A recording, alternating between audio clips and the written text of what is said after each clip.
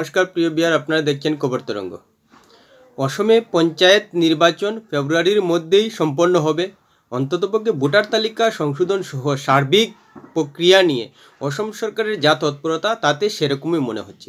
সেই ত্রিস্তরীয় পঞ্চায়েত নির্বাচনে প্রার্থী হতে গেলে যেসব বিধিনিষেধ অসম সরকার থেকে চালু করা হয়েছে তাতে আমার মনে হচ্ছে যে পঞ্চায়েত স্তরে নির্বাচনের মাধ্যমে সমাজকে সংস্কারেরও দায়িত্ব নিয়েছে অসম সরকার।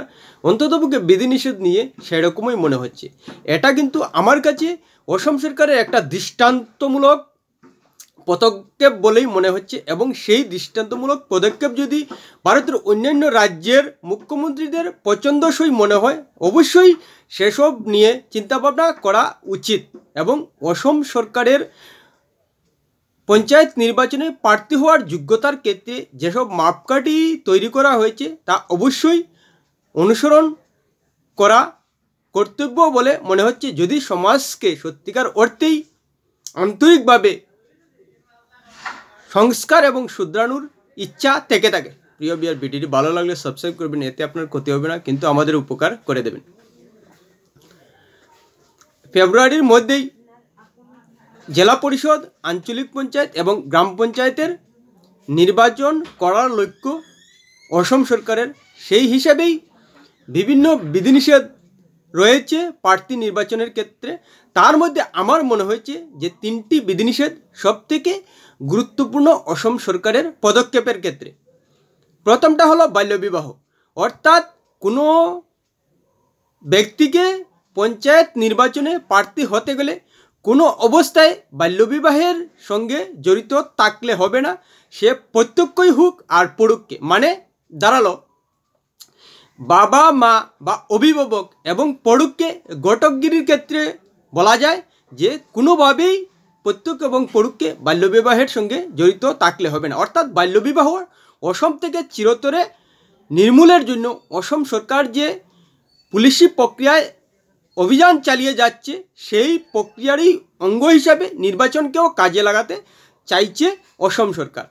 সেই সঙ্গে জনসংখ্যা নিয়ন্ত্রণে যারা দুটি সন্তানের অধিক মা বাবা হবেন তারা কোনো অবস্থায় পঞ্চায়েত নির্বাচনে প্রার্থী হওয়ার যোগ্য হবেন না।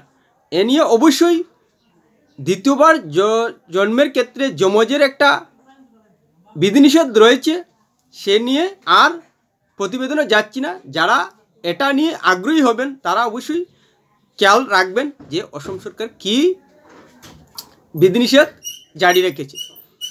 এক্ষেত্রেও কিন্তু বলা যায় যে অসম সরকারের এমন পদক্ষেপ সত্যিকার অর্থেই লক্ষণীয়। ভারতবর্ষে জনসংখ্যা নিয়ন্ত্রণ একটা উন্নয়নকামী প্রকল্প, এবং সেটা যে ভারতবর্ষে ফলপ্রসূ হচ্ছে না সেটা বলাই যায়। আর সেক্ষেত্রেই নির্বাচনকে এবং রাজনীতিকে কাজে লাগিয়ে সমাজের মঙ্গলের জন্য অসম সরকার পদক্ষেপ নিয়েছে। অর্থাৎ দুই সন্তানের অধিক কোনো অভিভাবক কোনো অবস্থায় পঞ্চায়েত নির্বাচনে প্রার্থী হওয়ার যোগ্য হবেন না। এ নিয়ে অবশ্যই অসম সরকারের এমন পদক্ষেপকে প্রশংসনীয় বলা যায়। কেননা বর্তমান বিশ্বে যেসব দেশে জনসংখ্যার হার অধিক, সেখানে একটা খাদ্যের সংকট দেখা দিয়েছে, এবং ভারতবর্ষে এখন পর্যন্ত সে সংকট দেখা না দিলেও কিন্তু যে হারে জন্মহার বৃদ্ধি পাচ্ছে তাতে একসময় হয়তো দেখা যাবে যে ভারতবর্ষে খাদ্যের অভাব দেখা দিয়েছে। জনসংখ্যার তুলনায় ভারতের ভূমি কম, এবং সেই খাদ্য উৎপাদনে ভারতকে নিরাপত্তা দিতে পারছে না ভারতবর্ষ ভূমি। সেই হিসাবেই এখন থেকে সেটা মেনে চলা উচিত, এবং সেটা রাজনীতির মাধ্যমে মানা সম্ভব, সেটা অসম সরকার দেখিয়ে দিচ্ছে। লোকসভা এবং বিধানসভা যেহেতু সেটা দিল্লির কেন্দ্র সরকারের অধীন, সে নিয়ে অবশ্যই অসম সরকারের কিছু করার নেই। কিন্তু পঞ্চায়েত নির্বাচনে যেহেতু অসম সরকারের অধীন রয়েছে এবং সেটা অসম সরকার পারছে, তাই অসম সরকার বিধিনিষেধ চালু করে দিয়েছে যে কোনো অবস্থায় দুই সন্তানের অধিক সন্তান থাকলে পঞ্চায়েত নির্বাচনে প্রার্থী হওয়ার যোগ্য হবেন না। যদিও এখানে একটা বৃত্তিবর্ষ উল্লেখ রয়েছে যে 2018 সালের 19 মার্চ, এর আগে যারা 2 সন্তানের অধিক অভিভাবক তারা কিন্তু দাঁড়াতে পারবেন, কিন্তু 2018 সালের 19 মার্চের পর যারা 2 সন্তানের অধিক সন্তানের বাবা মা, যেখানে শেষ সন্তানের জন্মের ক্ষেত্রে যমজের সীমাবদ্ধতা রয়েছে, বা 3 সন্তানের অধিক বাবা মা, তারা কিন্তু কোনো অবস্থায় পঞ্চায়েত নির্বাচনে প্রার্থী হতে পারবেন না। সেখানে উল্লেখযোগ্য যে অনেকেই প্রশ্ন তুলতে পারেন, কিন্তু প্রশ্ন হলো যে জনসংখ্যার মাধ্যমে কিন্তু কোনো দেশ বিশ্বে শক্তিশালী হয় না। তাহলে তো ভারতবর্ষ বর্তমানে বিশ্বের সর্ববৃহৎ জনসংখ্যার দিক দিয়ে শক্তিশালী 1 নম্বর অবস্থানে থাকতো শক্তিশালীর দিক দিয়ে, কিন্তু কি দেখতে পাচ্ছি আমরা যে ভারতবর্ষ সামরিক দিক দিয়ে 4র্থ নম্বরে। তার আগে রয়েছে আমেরিকা, চীন এবং অন্য দেশ। সেক্ষেত্রে তো আমেরিকা 1 নম্বরে রয়েছে সামরিক দিক দিয়ে, মাত্র 34 কোটির দেশ, তাহলে কি করে 1 নম্বরে উঠে আসছে শক্তির দিক দিয়ে?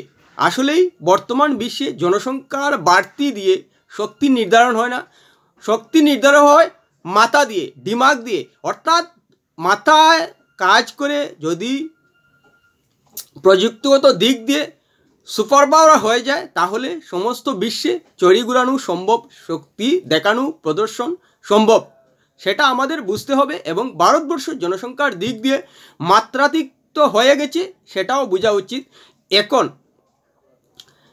যদি অসম সরকারের জনসংখ্যা নিয়ন্ত্রণের বিধি মেনে এবং বাল্যবিবাহের বিধি মেনে অসমের মানুষ সেটা পালন করে, এটা নিশ্চিতভাবে বলা যায় যে অসমের জনসংখ্যা, অসমের মানুষ অদূর ভবিষ্যতে ভারতবর্ষের সমস্ত রাজ্য থেকে অনেক উন্নত হয়ে যাবে, এবং ধর্মবর্ণ নির্বিশেষে, সম্প্রদায় নির্বিশেষে অসম একটা উন্নত রাজ্যে পরিণত হবে, একেবারে নিশ্চিত বলা যায়। এর সুফল 10-15 বছর পরই অসম পেতে শুরু করবে, এবং মানব সম্পদের দিক দিয়ে অসম ভারতবর্ষের সমস্ত রাজ্যকে চাপিয়ে যাবে, সেটা গ্যারেন্টি দিয়ে বলা যায়।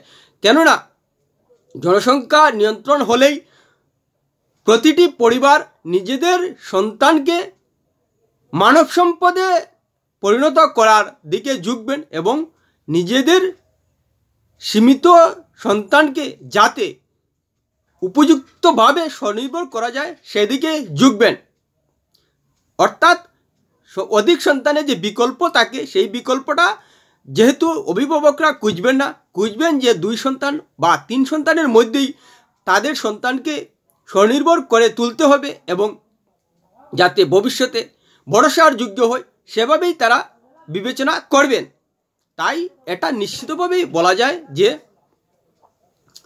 অসম সরকার একেবারে প্রশংসনীয় এবং সাধুবাদযোগ্য পদক্ষেপ নিয়েছে। সেই সঙ্গে পঞ্চায়েত নির্বাচনে প্রার্থীদের ক্ষেত্রে মাধ্যমিক পাস বা সমতুল্য শিক্ষাগত যোগ্যতারও মাপকাঠি দিয়েছেন। এখানেও পরিষ্কার বলে দেওয়া যায় অসম প্রশংসনীয় কাজ করেছে।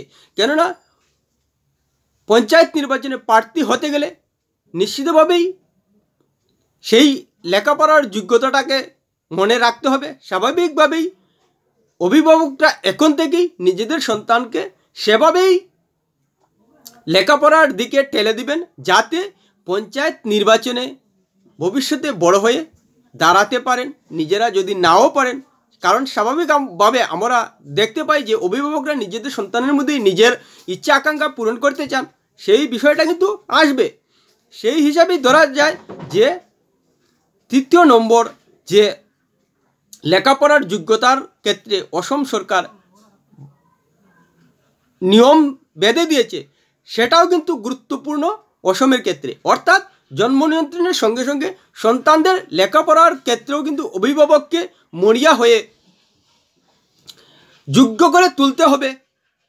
আর রাজনীতির ক্ষেত্রে যে সমাজ সংস্কারের ভূমিকা নিয়েছেন মুখ্যমন্ত্রী হিমন্ত বিশ্ব শর্মা, একথা নির্দ্বিধায় বলে দেওয়া যায়। একমাত্র রাজনীতিই পারে যে কোনো সমাজে সংস্কার করে ধর্মীয় গুরামি, ধর্মীয় কুসংস্কার থেকে মুক্ত করে গণতান্ত্রিক প্রক্রিয়ায় সামাজিক জীবনকে সুষ্ঠুভাবে গড়ে তুলতে, যেটা মুখ্যমন্ত্রী হিমন্ত বিশ্ব শর্মা করছেন। এবং সেটা যদি সত্যিকার অর্থেই ফলপ্রসূ হয়ে যায়, তাহলে নিশ্চিতভাবে বলা যায় যে ইতিহাসে অসমের ক্ষেত্রে মুখ্যমন্ত্রী হিমন্ত বিশ্ব শর্মা চিরস্মরণীয় হয়ে উঠবেন। আর বাল্যবিবাহ রোধ, জন্ম নিয়ন্ত্রণ এবং লেখাপড়া, তিনোটি যে বর্তমান সময়ের প্রেক্ষাপটে একেবারে উপযুক্ত এবং রাজনৈতিক ক্ষেত্রে যে সমাজকে সংস্কারের দায়িত্ব মুখ্যমন্ত্রী হিমন্ত বিশ্ব শর্মা নিয়েছেন, সেটাতে কিন্তু কোথাও সাম্প্রদায়িক বাতাবরণ নেই।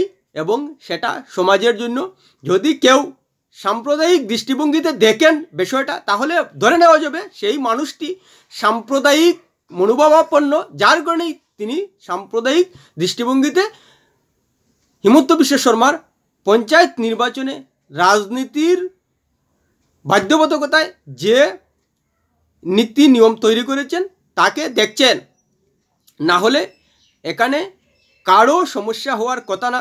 যদি সত্যিকার অর্থেই সমাজের মঙ্গল চান, সমাজের ভালো চান, নিজের সন্তানের উন্নতি চান, এখানে পরীক্ষা এটাও বলা যায় যে অসম সরকার পরীক্ষা কিন্তু প্রতিটা অভিভাবকের সমাজ জীবনের অবদানকেই উন্নত করছেন, সমস্ত গুরামিকে দূরে সরার ব্যবস্থা করে দিয়ে। প্রিয় ভিউয়ার, ভিডিওটি ভালো লাগলে লাইক শেয়ার কমেন্ট করবেন।